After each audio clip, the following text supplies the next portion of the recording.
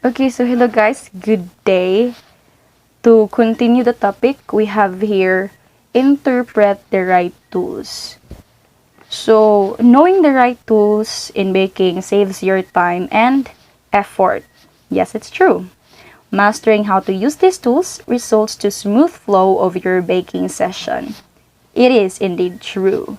So as what you can see here on the screen, on the slide, you can see the different, tools and equipments that every baker needs, or that every baker should possess. We have here cooling rack, muffin tin, mixing bowls, whisk, wooden spoon, spatula rather, measuring cups and spoons, rolling pin, cookie cutters, baking sheets, and other equipment, gadgets, and utensils that is needed in baking.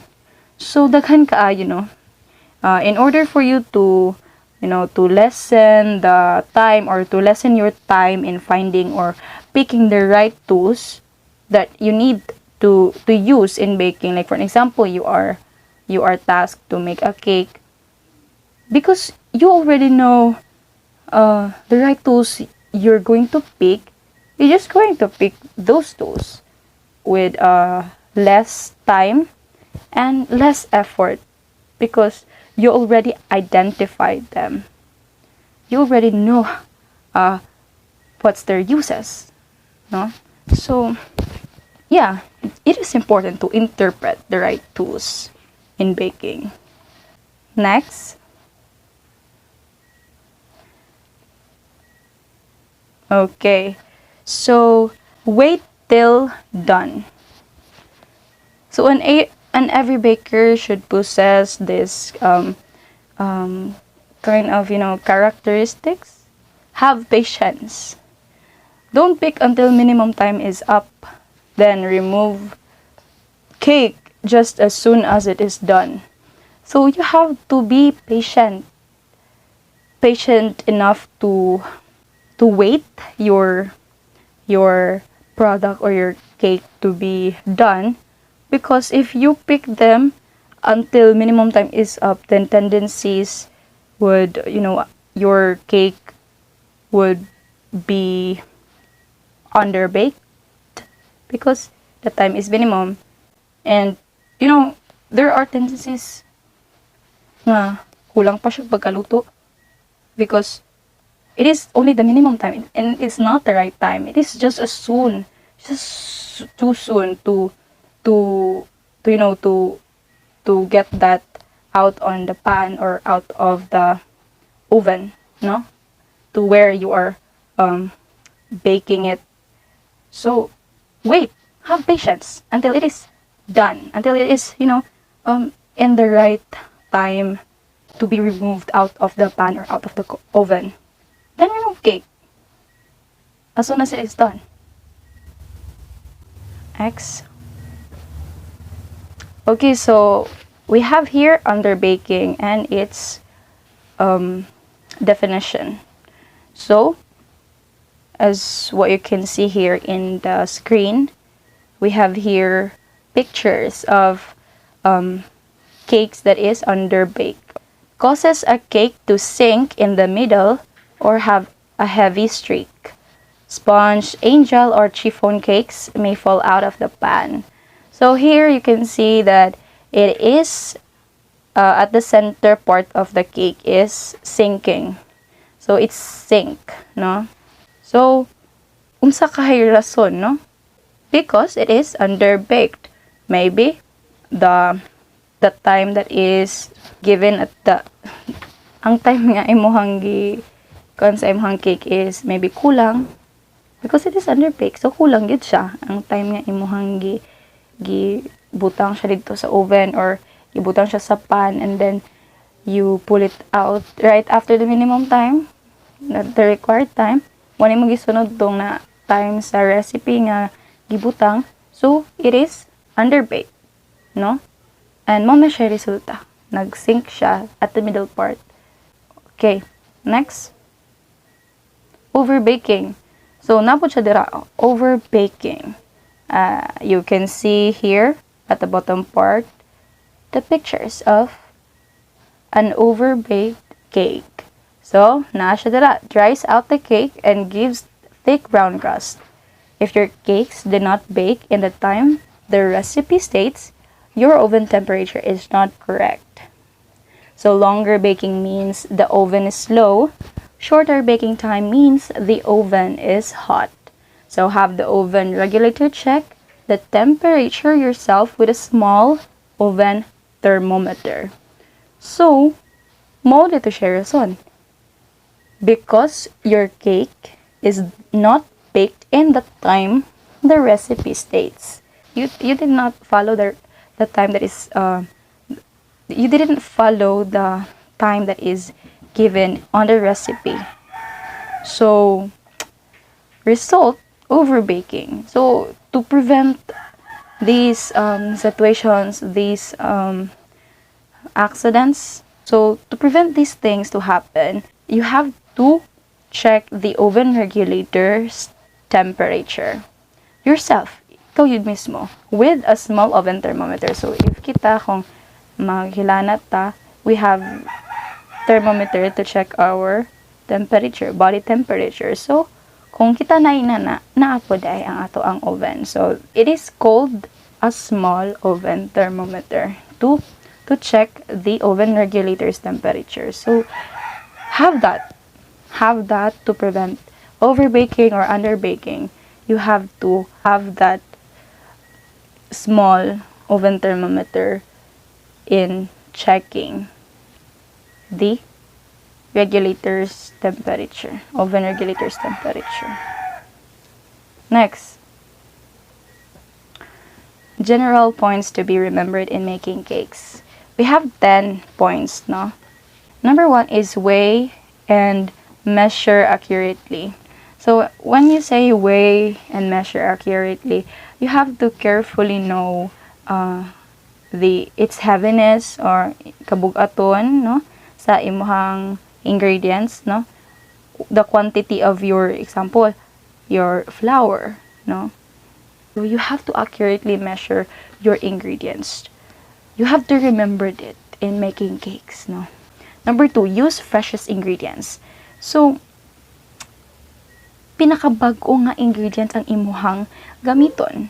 Dili tong dugay na kaayo or katong nag-expire na, imo lang gigamit because wala kay choice. Or maybe because madala pa kay bago pa man nang expired, madala pa ni. Don't use it. It's a big no. You have to use the freshest ingredients for you to come up with your desired product or for your desired cake. Desired cake. So, number 3, keep mixture cool during mixing. Yes. Number 4, a good proportion of egg will keep cake moist. So, these things is a must-have or you must remember in making cakes. Number 5, break eggs separately in case of any being stale. So, what do you mean by stale? So, when you say stale, katong way lami, distasteful, unpalatable, or what other term? Tasteless. Way lami. So, you have to break it separately to the to the mixture or to your mixture so that ma-identify nimo if that egg is good to so you have to separate it for you to identify if these eggs is pwede ba siya gamiton para ani nga mixture or para ana nga imong himuon. So number 6, fruit must be dry. Don't use fruit nga basa or fruit nga dili dry. So you have to use dry fruit only. Next is number 7, beat well to include air before adding flour. So you have to beat your mixture accurately or beat well to double the size to include air in your mixture before adding flour, before ka mo add of flour. So you must remember that in making cakes. Next, number 8, apply a uniform heat. So, okay na no. You measure the ingredients accurately, you have the right tools, and you also break eggs separately and your fruits is dry. You also double the size of your mixture. But, you didn't apply uniform heat. So, dili ra ka sa pikas ga palabi og kalayo or heat, and the other side isn't. So, tendencies, your cake wouldn't be balanced because the heat isn't also balanced. So, you have to remember to uniform the heat. So, dapat pantay lang ang heat to also produce or to also para po makahimo ka og cake nga pantay. Dili kami nakatubo and this side isn't because dili man siya pantay. So, you have to remember it in making cakes. Number 9, do not bang the oven door or allow draughts to reach the cake during cooking or cooling. So, ayaw pag ilamba ang pirtahan sa imong oven because it can allow draughts to reach the cake during cooking or cooling. Masudlan man gud siya og kana bitawng hangin nga dili gid siya pwede nga masudlan. Uninvited nga mga hangin. Basig katong mga hangin nagadala og we didn't know.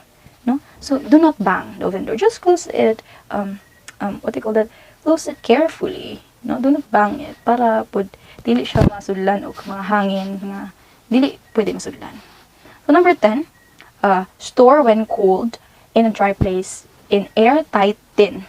So, airtight tin, katang storage nga, di gid masudlan bitaw og hangin. You have to put it in airtight tin para ang hangin dili mo gawas sulod. Dili siya masudlan og hangin. No? Next. Okay. So we have here types of cakes. We have with fat, shortened with butter and oils. And when you say without fat, it is unshortened or foam cakes. So you can see here in the slide the cake types. We have here shortened cakes. Example, include pound cakes, butter cakes, high ratio layer cakes, inani o inani. These cakes contain, sorry guys. So these cakes contain fat like butter, margarine, Crisco, no, and it is generally used baking powder as the leavening agent. So mo na siya ginaingog shortened cakes. So pound cake is the exception. It is leavened only with eggs. There is no chemical leavener in it. Next is this unshortened cakes. This is an example of shortened cakes. Yes. What do you call that? You know, I don't know how it is pronounced. But yes. Okay, so you can see here. So it is unshortened cakes. Sometimes it is called foam cakes. Examples, angel food. Kanang nadira, noise cakes. So it contains little or no fat leaven with air that is whipped into the egg foam. So kani siya usually thin sponge layers that are then stacked with a variety of fillings, mousses, fruits, and icings. So yes, here. And also this one here is the last type of cake.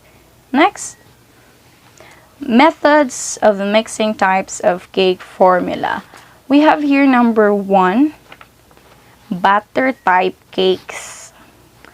So it depends upon eggs, flour, and milk for structure and contain a reasonably high percentage of fat. A lot of the volume of the finished product depends on the use of baking powder.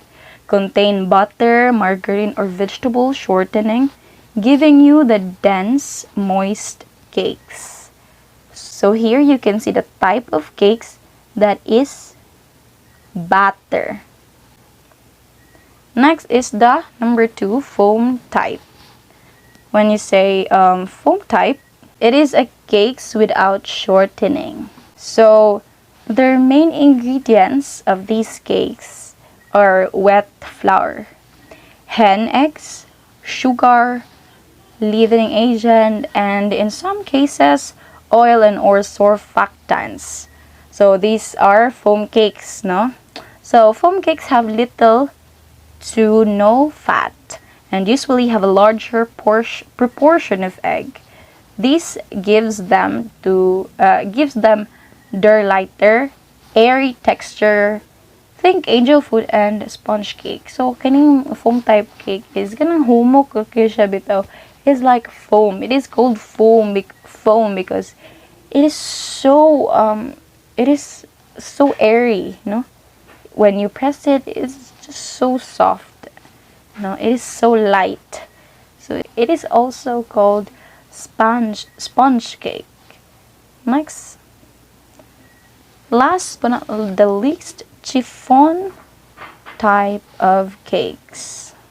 So here you can see the chiffon cake.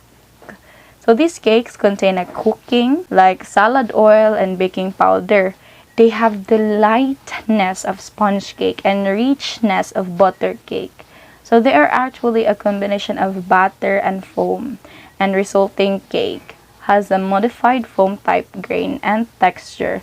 So chiffon cakes is a medium of both shortened and unshortened cake and has been referred to as modified sponge cake or gnose or Italian cake sponge. Okay, so we are here at the last part of our discussion, the question and answer portion. We have here 6 questions that you needed to answer, and it is equivalent to 10 points. So take a picture or take a screenshot so that you can view the questions longer, because I'm going to end this video. So I hope that some of you guys learned our discussions, and I hope you learned something. That'll be all. Thank you guys. Keep calm and God bless you. So here are inspiring quotes. Thank you. Any questions? Please let us know if you have any questions. Feel free to message us in our FB account, Queen Walker and Madonna Del Pilar Montefalcon.